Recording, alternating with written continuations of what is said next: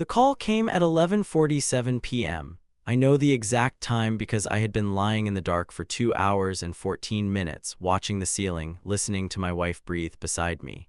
I had counted the minutes the way a man counts the seconds between lightning and thunder, not out of curiosity, but because some part of him already knows how close the storm is.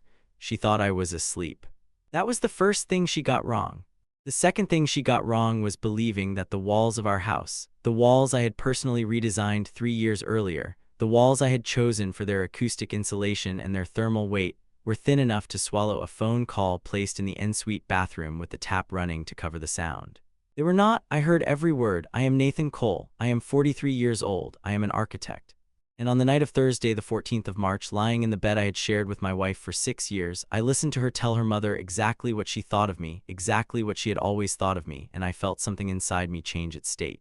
Not break, not shatter, something more final than that, something more useful. The pain did not spiral. It crystallized. It hardened into a cold, structural resolve the way concrete cures in darkness, quietly, completely, and without any possibility of being undone. This is the story of what I did next. Here is what you need to understand before this story goes any further. Everything that happened that night, the phone call, the words my wife used, the particular quality of her voice when she thought I could not hear her, every single moment of it was the result of a test I had designed and administered myself. I had told Vivienne I lost my job. I had not lost my job.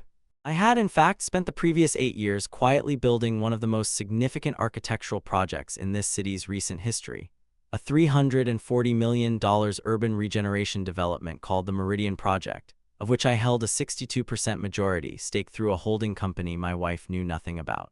When I walked through our front door at 4:30 in the afternoon and told Vivienne with a carefully constructed flatness in my voice that my firm had made me redundant, I was not devastated. I was taking notes.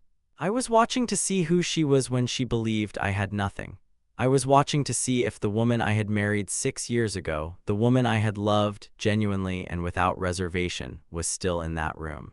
Or whether somewhere along the years she had been replaced by something else entirely. By 11:47 that night, I had my answer. Before we go any further into Nathan's story, we want to take a moment to ask, where are you watching from tonight? It genuinely moves us to see how far these stories travel. Drop your city or your country in the comments below. It means more than you know. And if this story is already pulling at something in you, please consider liking this video and subscribing to the channel. It helps us keep bringing you stories exactly like this one. Now, let us go back to Nathan Cole. Back to the night he stopped being the man his wife had underestimated, and back to the 8 years of silence that made everything that followed inevitable. I met Vivienne Ashworth at an industry dinner in the autumn of 2016. She was 32 years old, sitting at the far end of a long table draped in white linen, laughing at something the man beside her had said.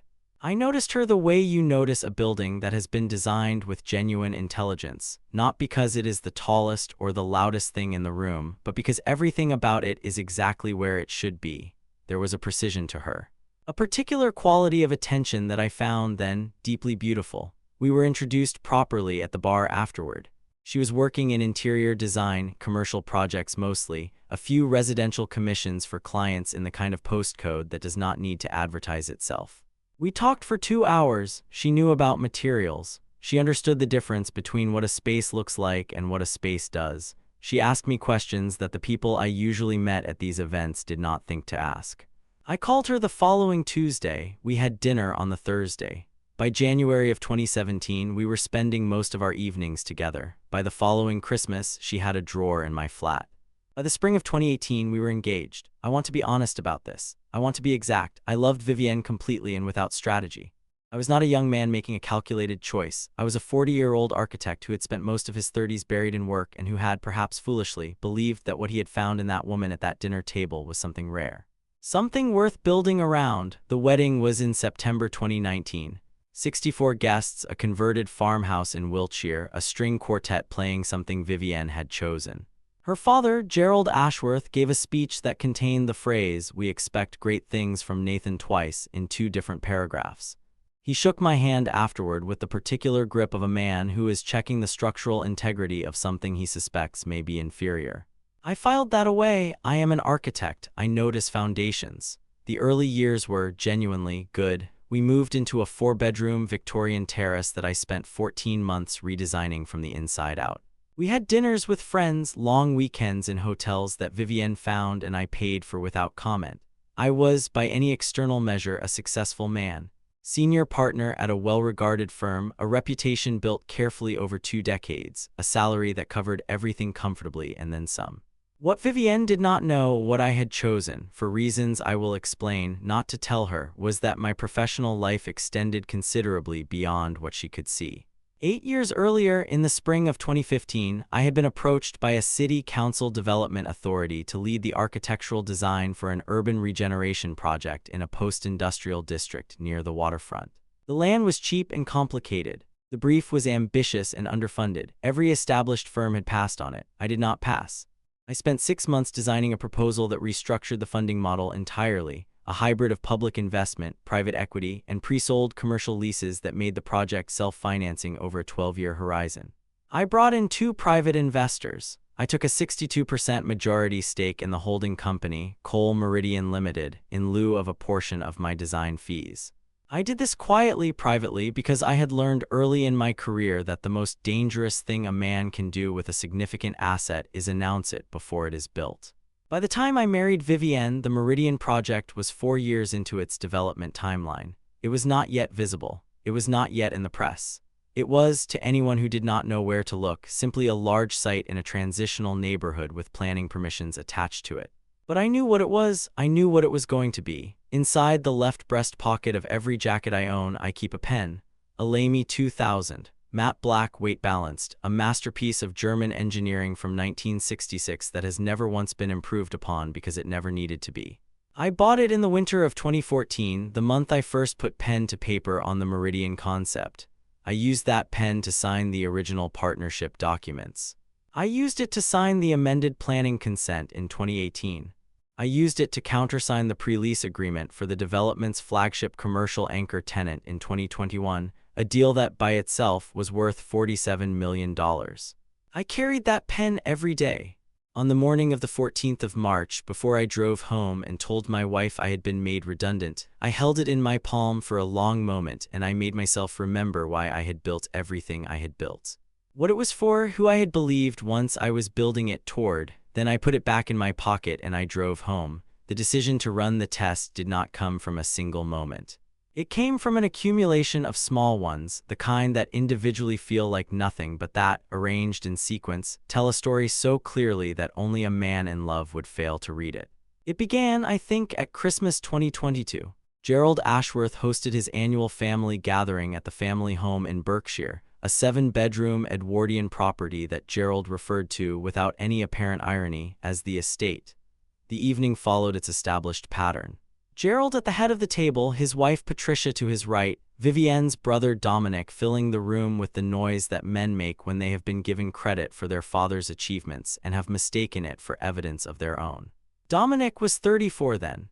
He worked for Gerald's property development company in a director-level role that had been created specifically for him, and that, to my understanding, primarily involved attending meetings and repeating his father's opinions back to him in a louder voice. He pulled me aside after dinner near the fireplace, drink in hand, with the particular body language of a man who wants to appear casual while delivering something pointed, and said, with a grin that had been practiced but not perfected, "So Nathan, still drawing pretty pictures for a living, are we?" I smiled. I said something deflecting. I moved back toward the table, but I heard it. In January 2023, Vivienne and I had a routine conversation about finances, specifically about whether we should extend the kitchen, which had been on our list for 2 years. I gave her the same answer I had always given. We had the budget for it. I was happy to proceed whenever she wanted to. She looked at me for a moment with an expression I could not immediately name. Then she said, "Are you sure the firm is doing well enough for this? Dad says the market for mid-size practices is tightening." I told her we were fine. What I noticed was this: she had spoken to her father about our finances, specifically, recently enough that the market for mid-size practices was a phrase she could deploy with apparent familiarity. Gerald Ashworth had opinions about my firm's financial health that he was sharing with my wife. I filed that away. March 2023, a dinner party at Gerald and Patricia's with 4 other couples, business associates of Gerald's, men whose net worth he tracked the way some men track sports results.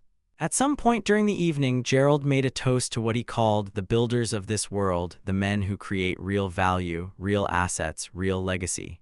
He looked around the table at his guests. He looked for just a moment past me. Dominic laughed at something I had not heard. July 2023, a weekend away, a private villa that a friend of Vivienne's had offered for a fortnight. On the second evening, after a long dinner, I woke at 2 in the morning to find the other side of the bed empty. Vivienne was on the terrace. I lay still in the dark and listened to a fragment of conversation before she came back inside.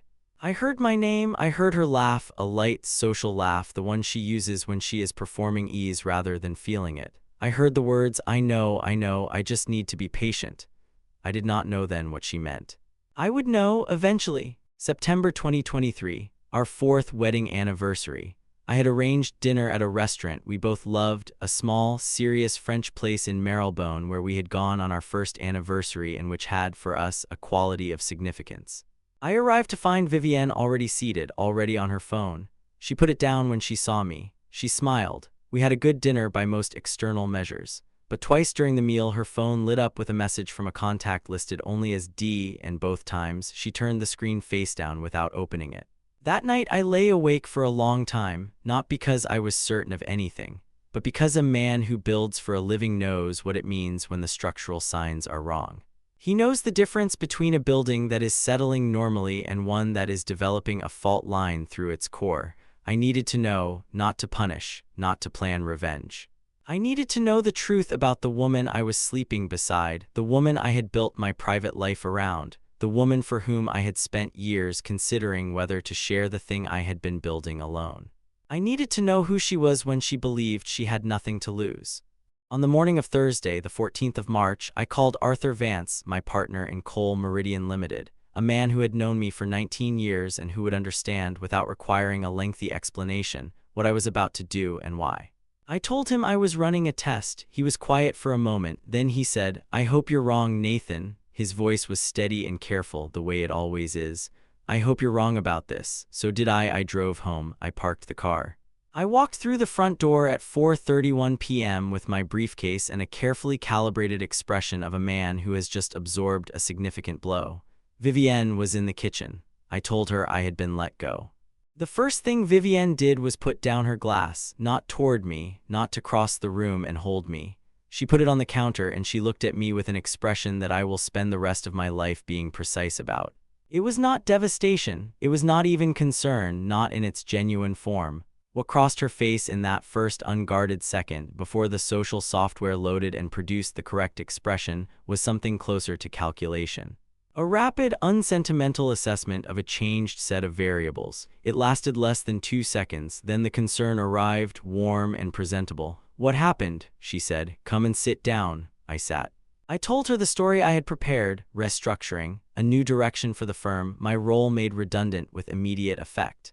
I watched her face with the peripheral attention of a man who has learned, over 20 years of client meetings, to read what people are actually thinking while they perform what they want you to see.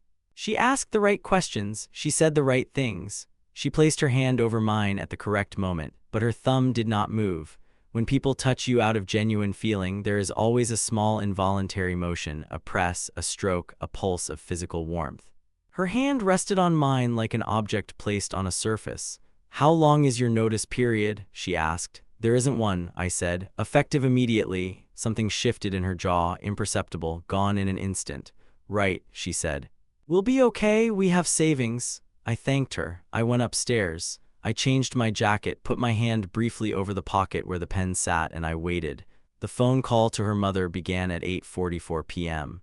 I know this because I was still awake, still dressed, sitting in the armchair in the corner of our bedroom with the light off. Vivienne had told me she was going to call her mother to let her know, she said, with a quality in her voice that I categorized immediately. She was not calling to lean on her mother, she was calling to report. I heard her cross the landing. I heard the ensuite bathroom door close. I heard the tap run, and then I heard everything. The walls of our house were designed to breathe. I know their acoustic properties the way a composer knows the resonance of a particular hall, specifically, exactly, and with full awareness of where sound travels. Her voice came through the partition clearly enough. Not every word, but enough. Enough by a very considerable margin. He told me tonight, she said. The water was running. Her voice was low but not whispering. She was simply being careful, not surgical. Redundant. Yes, Mum. Effective immediately. A pause. Her mother speaking? No, I was prepared for it. Dad said it was coming, didn't he? He said the practice was overextended and Nathan was too proud to see it. Another pause. Mum, stop, don't cry. I'm not crying, I'm being realistic. I gave him 6 years to become something, and this is where we are. He's a lovely man, he is, but lovely doesn't. I know. I want to be precise about what I felt in that moment because I think precision matters here. I did not feel the thing people expect a man to feel when the worst he suspected is confirmed. I did not feel the hot rush of betrayal or the particular nausea of having been deceived for years. What I felt was something quieter and more total than that. It was the feeling of a load-bearing wall coming out cleanly. Everything that had been resting on it, every assumption, every soft belief, every private hope about the life I thought I was living, simply settled into a new configuration. The pain was there, of course it was there. I want to be honest about that, but it was honest pain, not complicated, not tangled, just clear. She was still talking. Dad's solicitor has already drawn up the preliminary paperwork. I didn't ask him to, he saw the direction of things before I did. You know what Dad's like. A pause. 18 months ago, Mum. I've had the consultation 18 months ago. I just needed the right moment. I'm not throwing my 40s away on a man with a redundancy letter and a pension he can't even afford. Silence. Water running. No, he doesn't suspect anything. He never suspects anything.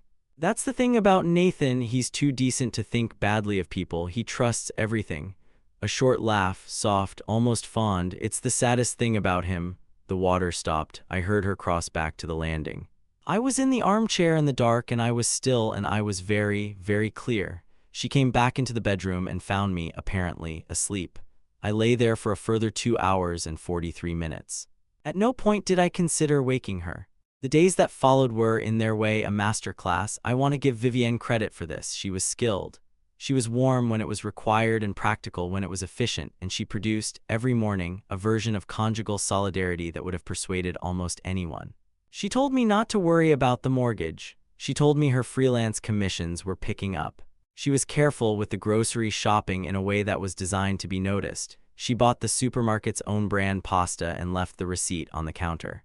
She sent me 3 job listings via email. 2 were appropriate. One was a junior position at a residential practice that would have represented a £30,000 pay cut and a decade of professional regression. She sent it without comment. I thanked her for all 3. On the 5th day, a Tuesday, her brother Dominic came for dinner. This had not been planned, or rather, it had not been communicated to me as planned. Vivienne mentioned it at lunchtime with a quality of casualness that suggested recent arrangement. Dominic arrived with a bottle of wine he had not chosen personally and an expression of sympathetic performance. He shook my hand. He said, "Hard times, mate, hard times." Then he poured himself a glass and sat at the kitchen table and said, without any particular weight, "Still, good that you've got a family behind you. That's what counts in the end." He looked at Vivienne. Something passed between them, brief, deniable, the kind of communication that only registers if you are watching from outside the conversation. Over dinner, Dominic talked about a contract his father's firm had just secured, a commercial development in the financial district. He said, 230 units and a hotel flag attached, 9 figures total. He talked about it at length. He talked about it with the particular excess of a man who is performing the size of his life for the benefit of someone whose life he believes to be smaller. "Property," he said, reaching for the wine. "It's the only real game, isn't it? Everything else is, wage work." He looked at me. "No offense, Nathan, none taken," I said. I touched the pen in my breast pocket beneath the table. Its cool, smooth barrel was as familiar to me as the line of my own palm. I held it through the fabric for a moment, and I was still. On the 8th day, Gerald and Patricia came for Sunday lunch. This had been arranged by Vivienne while I was in the garden, and I learned of it the following morning with the particular quality of the fait accompli, presented not as something being asked, but as something being reported, already fixed, already decided. I noticed this. I did not comment on it. I said I was looking forward to it, which was technically true in a way Vivienne did not understand. They arrived at noon. Gerald wore weekend clothes with the precision of a man who has never truly relaxed in his life. Patricia brought flowers, which was kind, and a particular quality of watchful sympathy that told me she understood considerably more than she was permitted to say. Gerald shook my hand in the hallway with the grip of a man checking, again, whether the structure is holding. At lunch, over a roast Vivienne had spent the morning preparing, Gerald talked about the market. He talked about consolidation in the development sector, about practices that had overextended themselves on ambition and underdeveloped their core competencies. He used the word sustainability 11 times in 40 minutes, and each time he used it, the word meant not the sustainability of the environment, but the sustainability of his own particular model of success. He did not address me directly for the first 40 minutes. This was a technique. I had observed it over 6 years.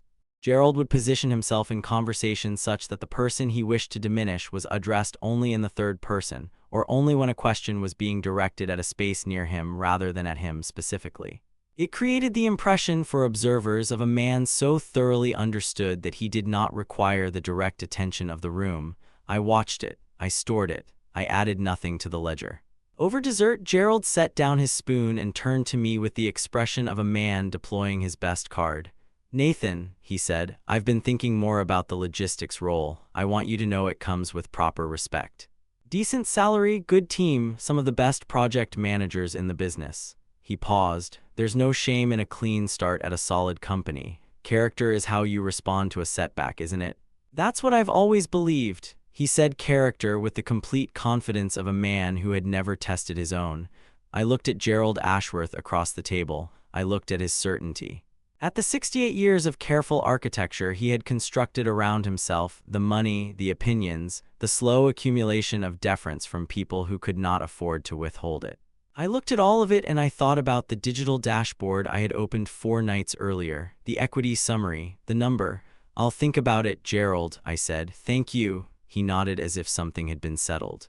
After they left, I stood at the kitchen sink washing the dishes while Vivienne wrapped the leftovers, and I counted, quietly and without expression, the days until the 1st of April. There were 23 of them. The following Wednesday, I found the group chat. This was not something I had sought. Vivienne had left her phone face up on the kitchen table while she was in the garden, and a message had come through from a contact listed as Dominic, and the preview line, visible without unlocking, read: "Has he started his job search yet lol, Dad says he should try Deliveroo, at least he'd be building something." I did not unlock the phone. I did not need to. I went to my study. I opened the slim black moleskine notebook I keep in the top right drawer, the one that contains, in my handwriting, a specific kind of record, not a diary, a ledger. An inventory of precise, dated observations that I have been maintaining, with the patience of a man who understands that good documentation is the foundation of everything. I added the entry, the date, the time, the exact words. Then I closed the notebook, replaced it in the drawer, and returned to the kitchen to make coffee, which I carried to the garden, where I gave my wife her phone back and remarked that it was a pleasant morning. That evening, after Vivienne had gone to bed at 10, I sat at my desk in the study with the door closed and opened my laptop. I navigated to the Cole Meridian Limited secure portal. I had designed this system myself with the help of our IT contractor, a clean, encrypted dashboard that aggregates the project's live financial data, construction progress, pre-lease commitments, and equity valuations in one place. I use it the way a surgeon uses a monitor during an operation. Not because he cannot proceed without it, but because having the complete picture in front of you is the discipline of a serious man. The dashboard loaded. Phase 1 of the Meridian project, the waterfront residential towers and the ground-level commercial arcade, was 94% complete. Practical completion was confirmed for the following month. The flagship commercial tenant, a European retail anchor whose pre-lease commitment represented $47 million over 25 years, had signed and exchanged contracts. The 3 residential towers, 340 apartments across a range of specifications from entry-level to premium, had achieved 91% pre-sale, with the remaining 9% held back at my instruction for post-completion marketing at elevated prices. The Phase 2 consents, a mixed-use cultural quarter on the adjacent parcel of land already approved, already funded through the Phase 1 returns, were filed and confirmed. I scrolled to the equity summary. My 62% stake in Cole Meridian Limited at the current independently assessed valuation of the overall project represented $211 million, not revenue, not projected income, equity. Confirmed, audited, and held in a structure that had been designed from its first day of existence, with the kind of deliberate invisibility that only a man who understands how systems work can maintain. I looked at that number for a moment. I thought about Dominic's joke about Deliveroo. I thought about Gerald's offer of a logistics coordinator position with a window until the end of the month. I took the pen from my breast pocket and set it on the desk beside the laptop. I looked at it, matte black, weight balanced, every line exactly where it was supposed to be. Then I picked up the phone and called Arthur Vance. Arthur answered on the second ring. It was past 11. He did not mention the hour. Arthur Vance is 57 years old, a structural engineer by training and a development financier by vocation. He has been my partner in Coal Meridian Limited since the project's inception, and before that he was my professional mentor during the years when I was still learning which problems required elegant solutions and which simply required patience. He is a compact, precise man with a quality of stillness I have always admired, the kind of stillness that comes not from a lack of feeling but from an absolute mastery of what to do with it. "How did she take it?" he said. I told him. There was a silence on the line, not an uncomfortable one. Arthur's silences are never uncomfortable. They are the silences of a man thinking rather than a man at a loss. "The solicitor consultation," he said eventually. 18 months ago, that's what she told her mother." Another silence. Then it was never about the redundancy announcement. The redundancy was just the confirmation of a decision that was already made. "Yes," I said. "I think so, and the father's offer, logistics coordinator," I said, "until the end of the month." Arthur was quiet for a moment. Then he made a sound that in a less disciplined man would have been a laugh. "Gerald Ashworth," he said, "is about to have a very educational spring." I told him about Gerald's 70th birthday celebration. Vivienne had mentioned it the previous week, a dinner at the Langham Hotel in 3 weeks' time. 60 guests, a rooftop venue, the kind of event that Gerald hosted not to celebrate a birthday but to assemble in one room every person whose opinion he cared about having. "I've been thinking," I said, "that it would be an appropriate occasion." "I agree," Arthur said. He paused. "I'll prepare everything. The full equity summary, the Phase 1 completion documentation, the pre-sales record, the Phase 2 consents. And the press materials. I assume you've seen the architectural review piece?" I had not seen it. It had been embargoed at my request until I was ready. "They've given it 8 pages, Arthur said. "And the cover?" I looked at the pen on my desk. "Have everything ready for the evening," I said. "The dinner is on the 1st of April. I'll need you there at 7:15. "I'll be there at 7:15, Arthur said. "And Nathan," he paused, "you're sure about this?" "Once it's done, it's done." "I've been sure for a long time," I said. "I just needed the information to confirm it." "Then I'll see you on the 1st, he said. "Try to sleep." I thanked him and ended the call. I sat for a moment with the pen in my hand. Then I placed it precisely in the center of my desk, and I began to plan. In the 18 days between Arthur's phone call and Gerald Ashworth's 70th birthday dinner, I was a model of the thing everyone believed me to be. I was quiet, I was cooperative. I applied to jobs, 3 of them, all chosen carefully for the purpose of being applied to and then declined. I had coffee with a former colleague who happened to be connected to 2 of the firms in question and who would, I trusted, mention that Nathan Cole was on the market.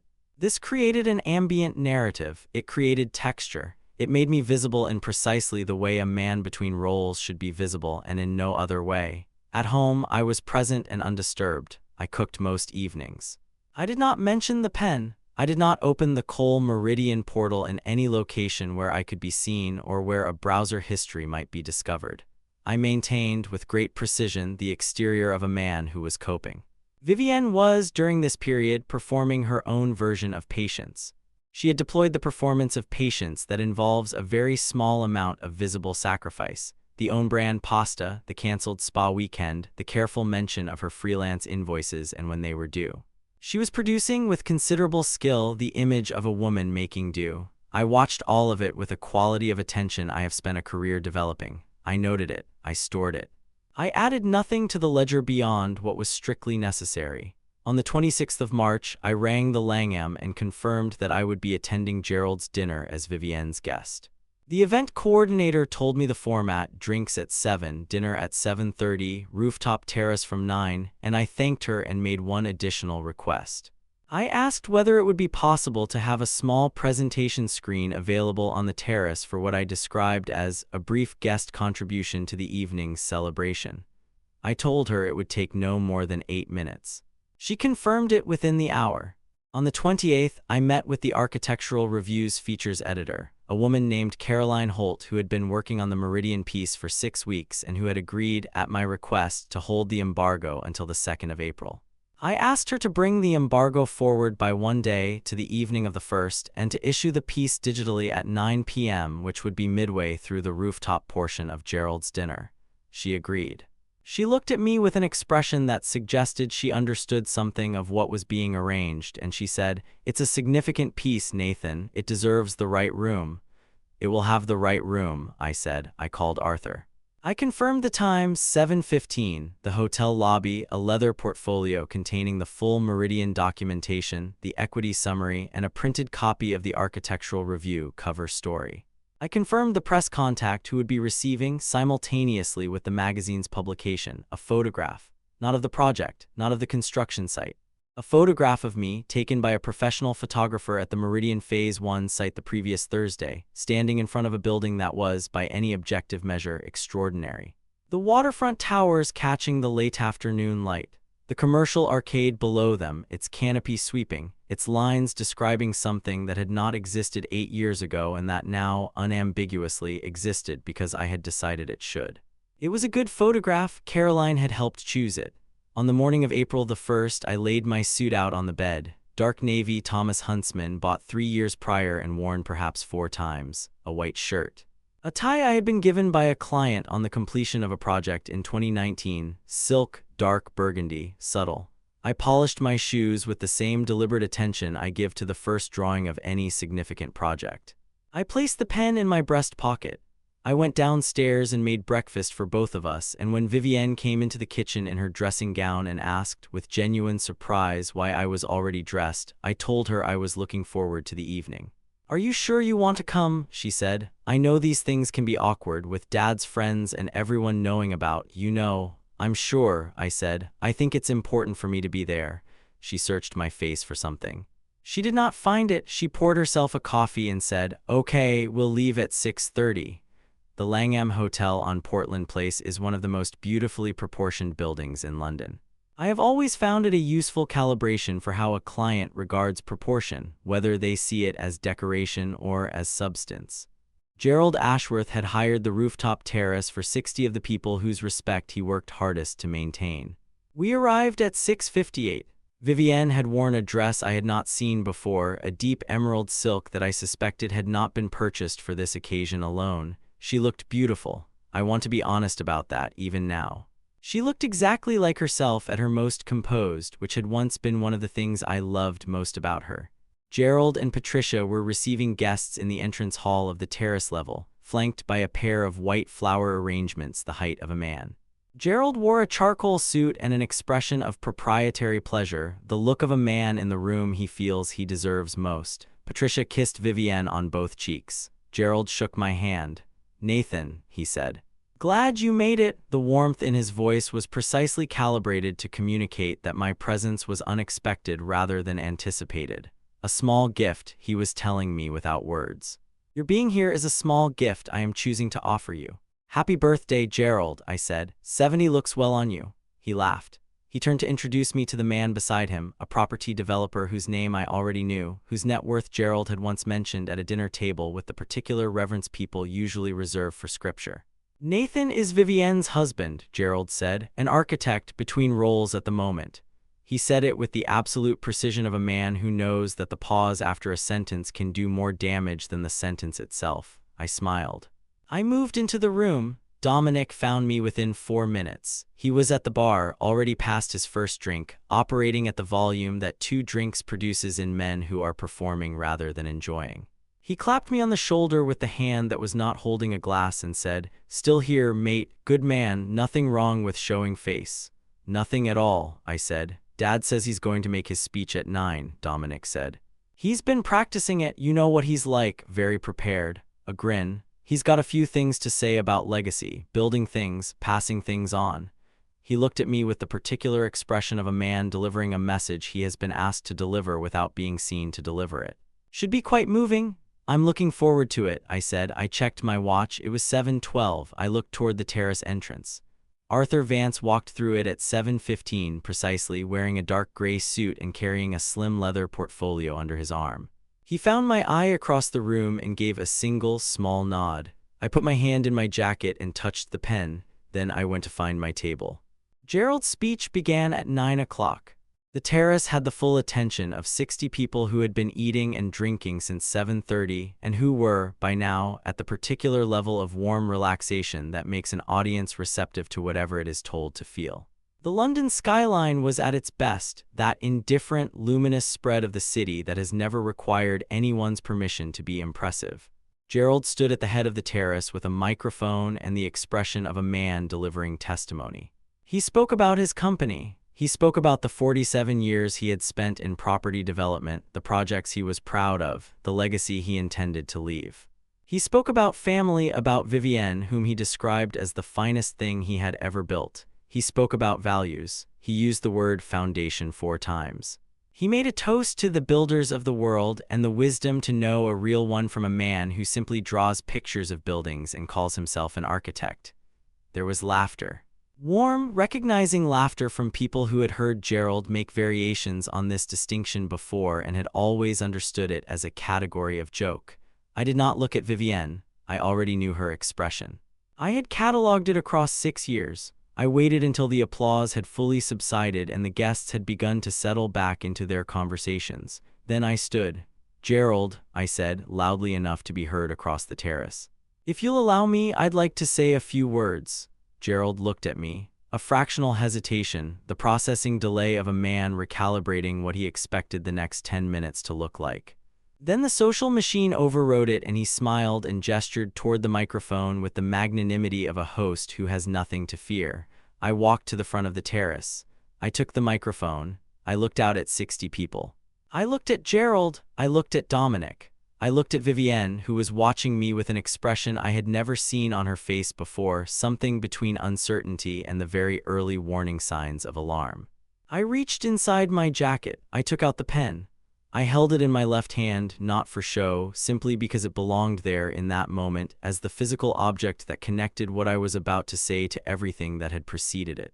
"Before I say anything else," I said, "I want to thank you, Gerald, genuinely. I want to thank you for the offer you made me 10 days ago, the logistics role. I want you to know that I took it seriously and that I have given it, as I give everything, my full consideration." Gerald smiled. An indulgent smile, the smile of a man watching someone thank him for a life raft. "I'm not going to take it," I said, "but I want to explain why, and I think the explanation is going to require a little context. So I hope you'll bear with me for 8 minutes. I looked at Arthur. He had moved to the side of the terrace where the presentation screen had been set up at my earlier request. He opened the leather portfolio. He connected his phone to the screen. The first image appeared. It was an aerial photograph of the Meridian development site taken, I should note, from a helicopter at golden hour and showing the full scope of what the previous 8 years had produced. 2 residential towers of 32 and 28 stories respectively, clad in a curtain wall system of pale honey-colored stone and structural glass that caught the waterfront light and distributed it across the surrounding neighborhood in a way I had spent 3 years of drawings trying to achieve. A commercial arcade at ground level, a public square, genuinely public, genuinely open, designed with the specific intention of being a place rather than a feature. A 3rd tower, foundation complete, visible at the southern edge of the site. 60 people looked at the screen. The room was very quiet. "This," I said, "is the Meridian project. Phase 1, substantially complete, with practical completion confirmed for the 28th of this month.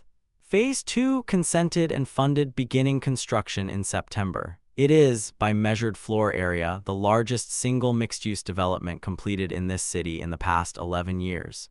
Gerald was looking at the screen. His expression had not yet reached its destination. It was still in transit, moving from recognition to something it had not decided to be.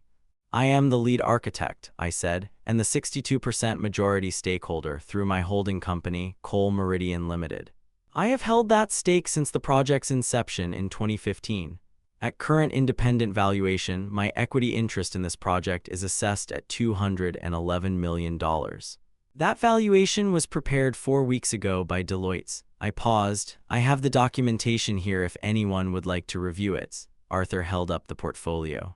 The room was silent in the way that rooms are silent when the people in them are processing something that has altered the atmospheric pressure. I turned to face Gerald. I want to address something you said in your speech this evening, Gerald. You distinguished between what you called builders of the world and men who draw pictures of buildings. I want to suggest to you, with respect, that the distinction is not quite as simple as you have always believed. I paused. I have been drawing pictures of buildings for 20 years. Every one of those pictures eventually became a building. This particular picture became $211 million of equity, and what I am told will be the cover of the Architectural Review's April issue, which publishes tonight at 9 p.m. I looked at my watch. It was 9:04. On the small tables across 60 phones, the Architectural Review notification was beginning to arrive.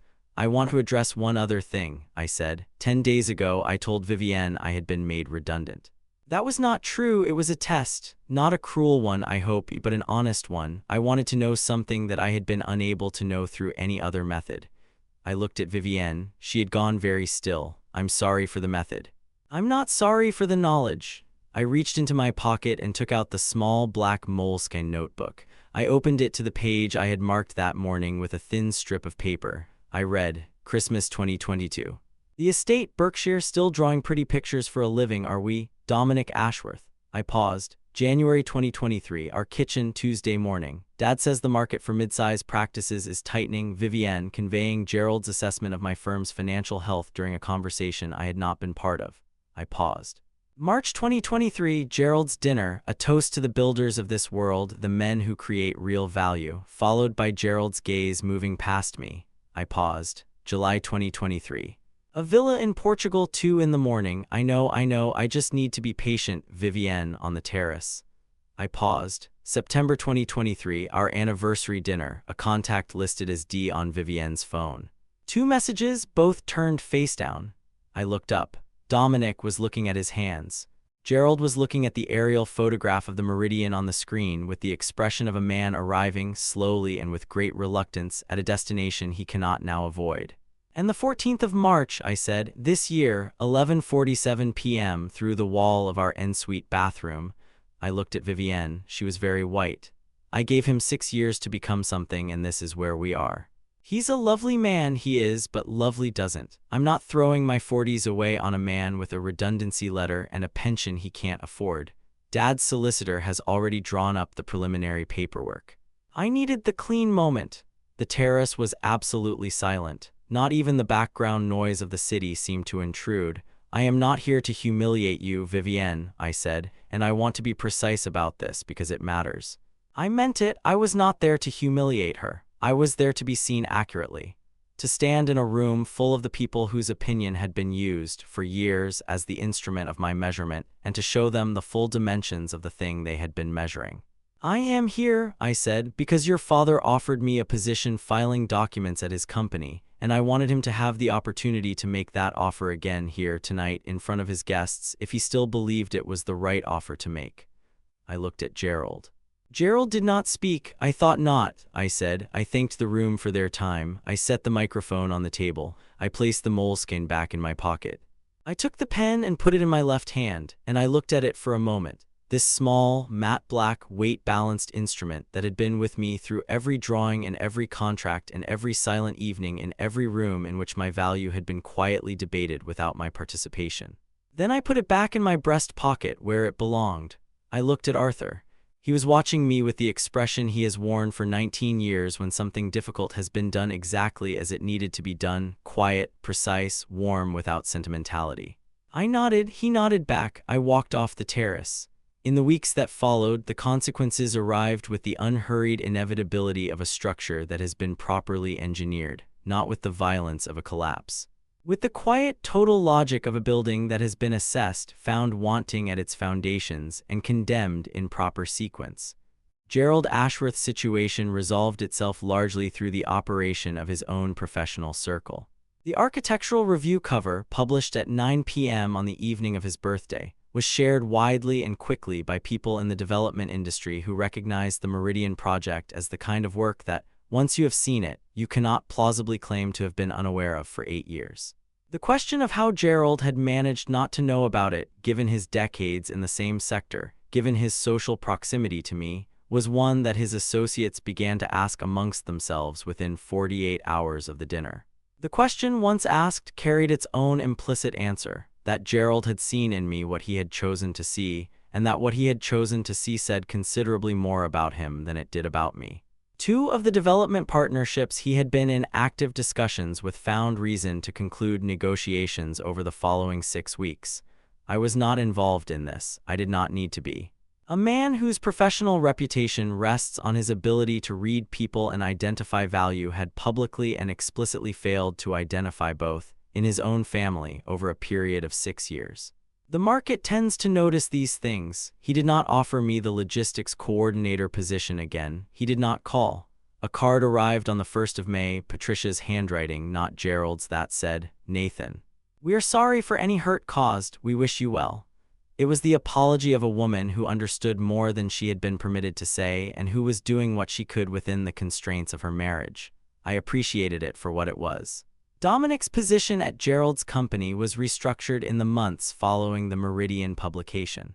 The director-level role that had been created for him had, in the reorganization prompted by Gerald's reduced partnerships, no operational justification.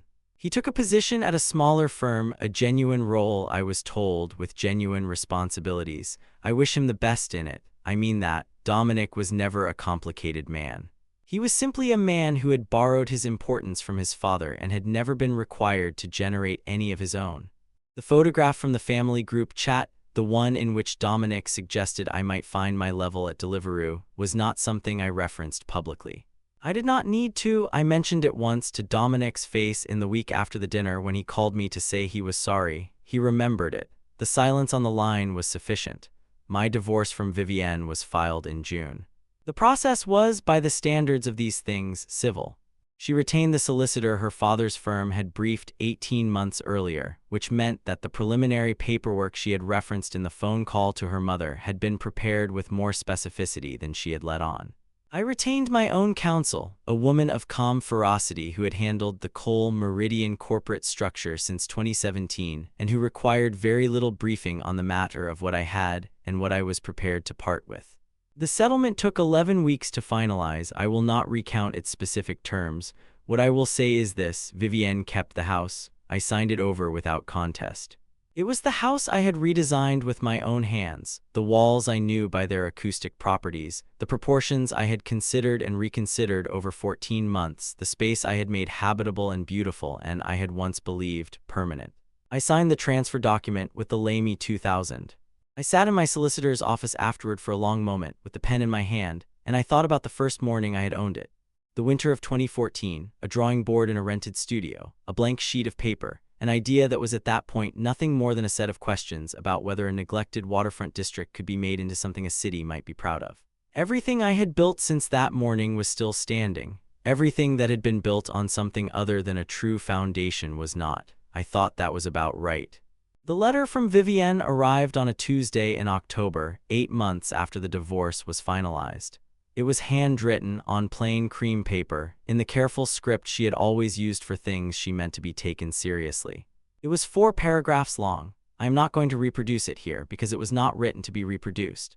It was written by a woman who had taken 8 months to find the words she needed and had then found them. And whatever I think of the choices that preceded it, the letter itself was honest in a way that deserved to be treated with the same care she had put into writing it. She said that she had not been the person she had wished she was. She said that she had spent years allowing her father's values to operate inside her own life without examining them, and that this was not an excuse but it was, she thought, an honest account. She said that she had known, in the early years, something genuinely true about who I was, and that she had allowed that knowledge to be gradually replaced by a measurement system that was never adequate to the thing it was trying to measure. She said she was not writing to ask for anything. She said she hoped I was well and that I was building something that gave me satisfaction. She said she was sorry, not in the way people say it when they want something in return. In the flat, direct, undecorated way that you can only say it when you are not writing to reopen a door but simply to acknowledge, honestly, what is on the other side of it. I read the letter twice. I put it in the top right drawer of my desk beside the Moleskine ledger. I did not reply, not because I had nothing to say, but because there was nothing to say that the letter had not already contained, and because some conversations are complete when one person has finally had the courage to speak clearly into the silence. I kept the letter. I do not carry it, but I did not burn it. I want to tell you where I am now. Phase 2 of the Meridian Project broke ground in September. The Cultural Quarter and Arts Center, a public library branch, a series of workshop studios available at below-market leases to independent creative businesses, is scheduled for completion in early 2027. I am on site every Friday morning. I walk the structure from its lowest level to its highest. I read its progress the way a surgeon reads a patient who is healing correctly, with professional satisfaction, and underneath that, something warmer. Something that has nothing to do with the numbers. Arthur Vance and I had dinner last month at a restaurant neither of us had been to before, a place a mutual friend had recommended, simple food, good wine, a room that had been designed by someone who understood that a well-proportioned space is a gift to the people who occupy it. He ordered the same thing as me, which he always does without comment, and we talked for 3 hours about the Phase 2 design and about a possible new project, something on the coast, a commission I have been thinking about for 2 years, a building that would be the most difficult thing I have yet attempted, and therefore the thing I most want to do. "You look like yourself again," Arthur said at the end of the evening when we were waiting for the bill. He said it with the precision and simplicity of a man who means exactly what he says and no more. I told him I felt like myself. For the first time in some years. I live now in a flat I designed for myself in the early months of the Meridian Project, a clean, spare space with large windows and the kind of silence that comes from walls built with genuine attention. There is a drawing board by the east window. There is a shelf of books above it, mostly technical, a few not. There is a small table by the kitchen window where I eat breakfast and read most mornings before the city outside has fully assembled itself into the thing it will be for the day. It is, by every measure that actually counts, enough. It is, by every measure that actually counts, mine. The pen is on the drawing board. It is always on the drawing board when I am home. It does not need to be in my pocket when I am somewhere I built myself. I am an architect. I build things. I build them to last, and I build them to be honest about what they are carrying and what they are not, and I know from 20 years of practice that a structure built on the wrong foundation does not need to be destroyed. It simply needs to be properly assessed. And then, with care and patience and a willingness to begin again from a truer starting point, something real can be built in its place. That is what I believe. That is what this entire story in the end has been about, not the money. Not the room at the Langham, or the aerial photograph, or Dominic's silence when I quoted his messages back to him, or Gerald's face when he realized that the man he had invited to his birthday party, as a small, controlled gesture of charity, was standing in front of 60 witnesses with $211 million of equity, and the cover of the Architectural Review. It was about building on something true. Everything Gerald Ashworth had spent 47 years constructing, his reputation, his social architecture, the elaborate performance of importance that his family had occupied like a house built on sand, began to settle in new and uncomfortable ways the moment a single true thing was introduced into the structure. Not through aggression, not through revenge, simply through the presence of something real in a room that had been built to exclude it. He did not get a redemption arc. Some men do not find their way to one. I can live with that. I cannot change the foundations of another man's character. I can only tend my own. And to you watching this tonight, wherever in the world you are, I want to ask you something, and I want you to sit with it before you answer. Have you ever allowed someone else's measurement of your value to determine how you understood yourself? Have you ever made yourself smaller, quieter, more invisible, not because you believed you were those things, but because the people around you needed you to be them in order to feel secure? Have you ever sat at a dinner table and absorbed a toast that was designed to diminish you and smiled and thanked the man who made it, and filed it away in a ledger that only you could read, because you understood at some cellular level that the moment to respond had not yet arrived, but that it would? And if you have, how long did you stay? Tell me in the comments. Tell me what it cost you. Tell me what you built after. I ask because I believe, and I believe this with the same certainty I bring to every structure I have ever drawn, that the people who are most worth being are often the ones who have spent the longest being underestimated. Not because suffering produces character, but because the people who are forced to build quietly, without applause, without the validation of the room, they develop over time, a relationship with their own work that is entirely independent of what anyone else thinks of it. And that independence is the most load-bearing thing a person can possess. It is what Gerald never built. It is what Dominic never needed to build until suddenly he did. It is what Vivienne, I think, has begun slowly, honestly, with the real difficulty of someone dismantling a system they did not know they had been operating to try to build now. I hope she gets there. I mean that. Whatever this story is, it is not a story about her failing. It is a story about what happens when someone stops being who they actually are for long enough that the truth of it becomes structural. Becomes load-bearing, becomes the thing the whole building is resting on, whether they know it or not. Build on honest ground, everything else is just weather. If Nathan's story moved you tonight, please take a moment to like this video and subscribe to the channel for more stories exactly like this one. And if you know someone who is quietly building something extraordinary while the world misreads them, send this to them. They might need to hear it. Thank you for being here.